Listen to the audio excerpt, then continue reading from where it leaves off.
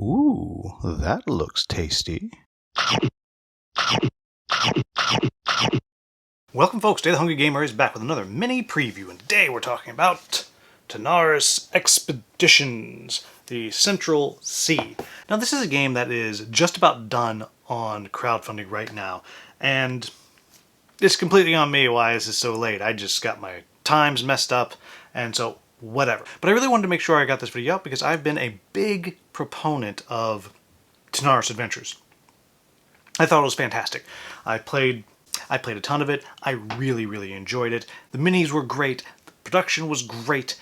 Everything looked really good. It had cool mechanics. Actually, I really enjoyed the mechanics. It's a D20 system, but because you have this ability to, even when you miss, you do something, you don't ever feel like you're just whiffing, as you can sometimes feel when you're in a D20 system.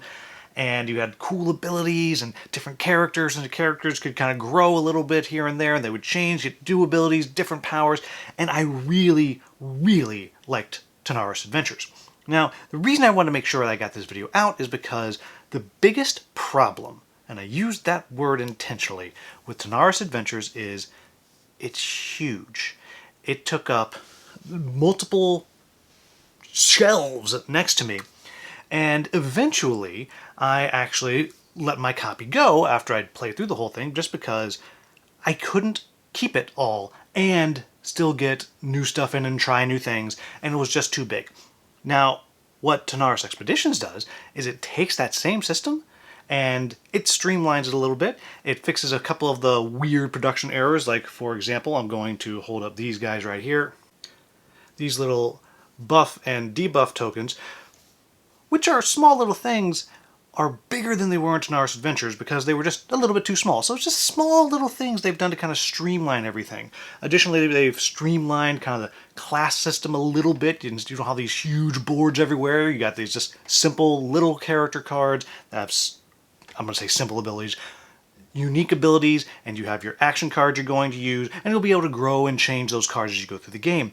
But at its core, what this is Tanares Adventures simplified, streamlined, and shrunk. Because rather than a huge board where you're putting all this terrain out on it, it's very simple. It's a map book, adventure book. You open it to the page, you have everything right there ready to go. You don't have the huge board with the HP tracker going all the way around it. Instead, you have a small little board at the top where you're able to easily track what's going on.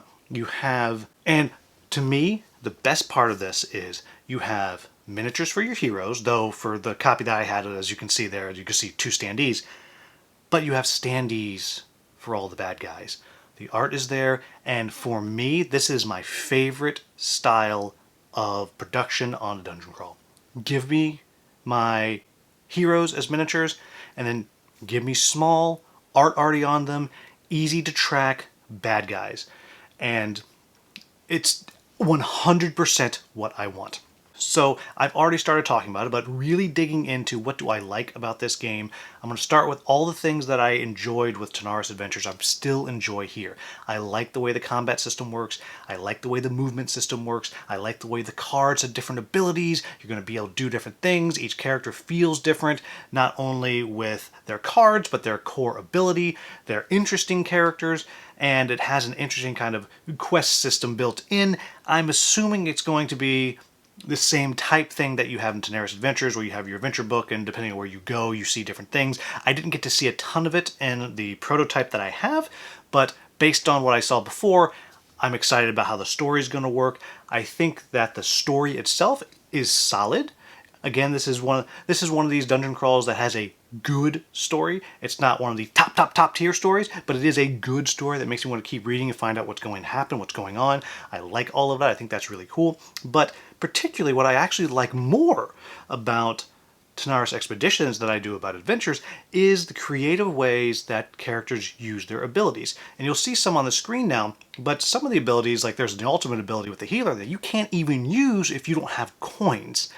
And there's another ability that one of the other cards that's up there that you can see is where it's an assassination attempt, which actually does no damage, but if their health is low enough, just boom, they're dead. And so it's taking what was a little bit samey with the abilities in Tanares Adventures, and I use that term samey loosely, and it makes it far more interesting. The cards are really, really interesting with how they're doing things, how they're interacting with the board, how they're interacting with the game state, and I think it works really well. And as before, I like the way the adventures are going, the things you're doing. Sometimes, you're just going, whether it is you're out there just fighting and killing, you're transporting a crystal, or whatever it is that you're doing, I think all of it works really, really well. So, what are my quibbles with the game?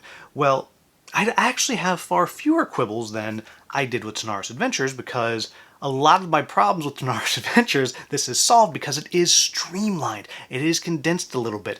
So what I will say is, on the other side of that, is that means, well, you don't have a ton of minis. And depending on your preference, you may miss all of those minis. So you don't have a bunch of minis. You also have preset boards. There is no kind of building a board out and using that. It's just boom, you have a map book, you're going to turn and go, which makes sense because in Tanares Adventures that's mostly what you were doing, but you also had the ability to do PvP, which you're kind of losing here in that sense, so something to keep in mind. But really the only thing I can latch on to as a real quibble for me is you're set with 4 characters, and that's really all you're getting.